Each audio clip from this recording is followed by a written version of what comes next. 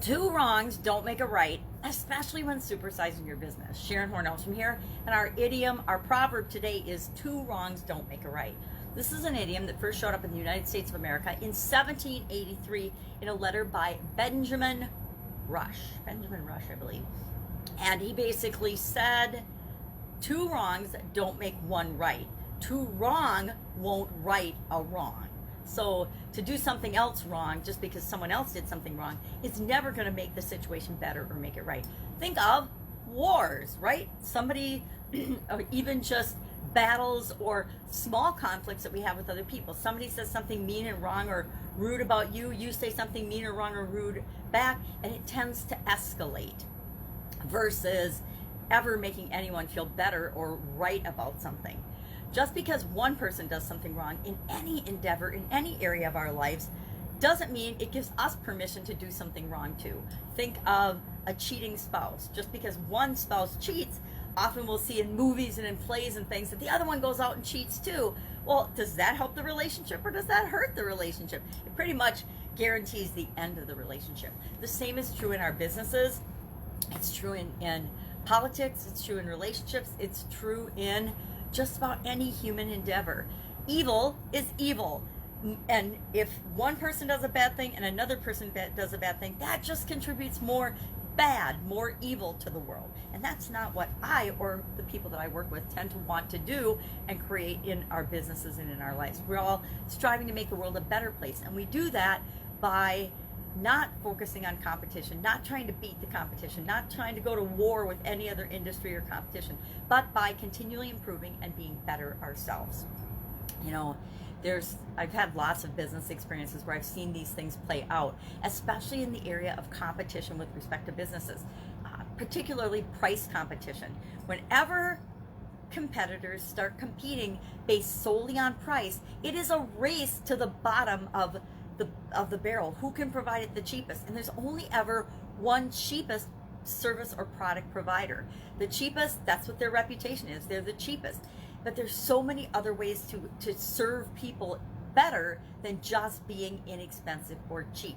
Some things it doesn't matter, right? Commodities like electricity or things that we just take for granted. It doesn't matter who provides that for us as long as we get the product or service that we need.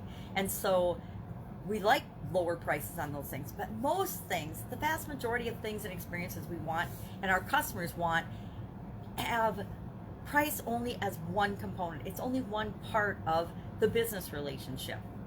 So I remember in the fireworks business, there was always this 2-for-1 or buy one get 5 free mentality, which was a race to the bottom of a price situation. And our family sold fireworks for like 25 years or so, and then my brother-in-law took it over. But we decided a couple of years into it, after fiercely competing with everybody else and getting into those little competitive wars, we just stopped and said, this isn't right. The only person that's winning in our price wars and our competition is our supplier. Because guess what? The same firework vendors supplied all of us with fireworks. So he loved that we were doing 2-for-1s and 3-for-1s and 5-for-1s and competing on price and battling one another, because it meant he moved a lot more product, which guess what?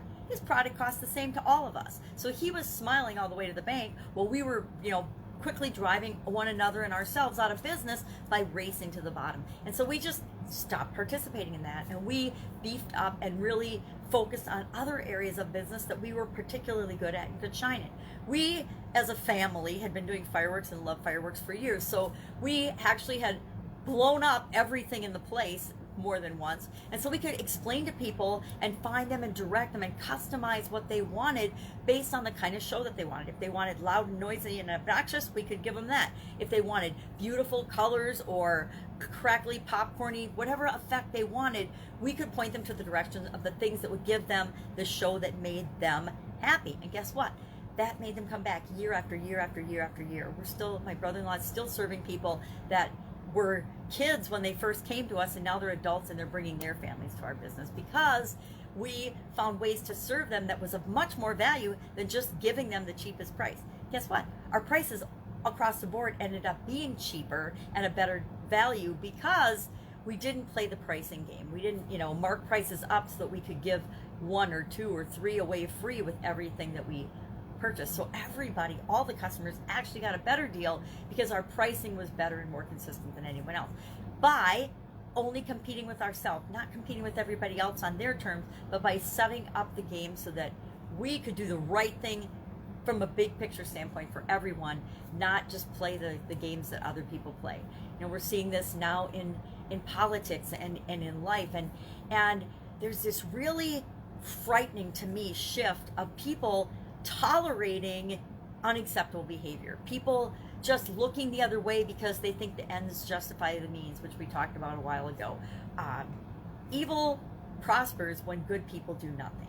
Evil prospers when we don't care about the journey. We only care about the result. And there's a lot of people that teach that, and it just makes me cringe because we don't win at all costs. Like, there was a lot of that in corporate America. When I was in corporate America, right, there's only so many positions at the top, so all of the underlings are fighting for those positions and vying for those positions and competing with one another, when instead of competing with one another, they should have been working together to make the entire organization stronger.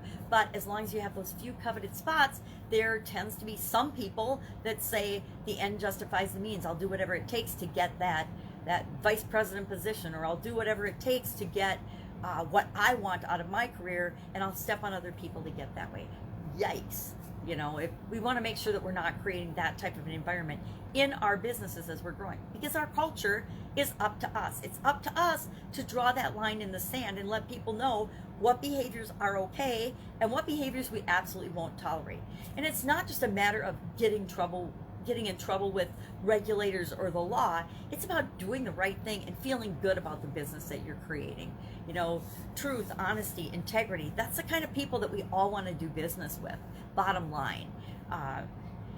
And so we want to watch out for things like, you know, I was in corporations where they had corporate spying and corporate espionage in these bigger corporations, and I'm like, you gotta be kidding me. You think that that's just things that you see on TV, but it happens in a lot of industries. It happens in business, it happens in politics, it even happens in religion, right?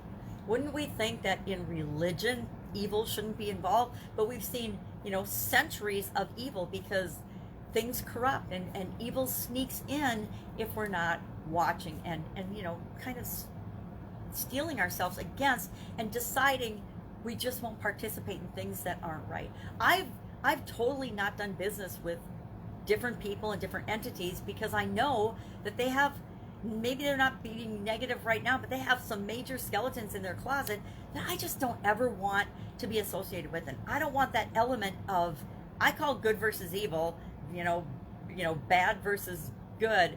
I don't want that in and around me or any of the people that I ever associate with.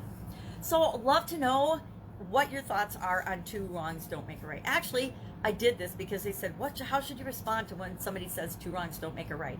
But three lefts do. And I actually drew that out on paper because I was thinking about it in my mind. I'm like, yep, three lefts do make a right. If you make three left turns, you're now going right.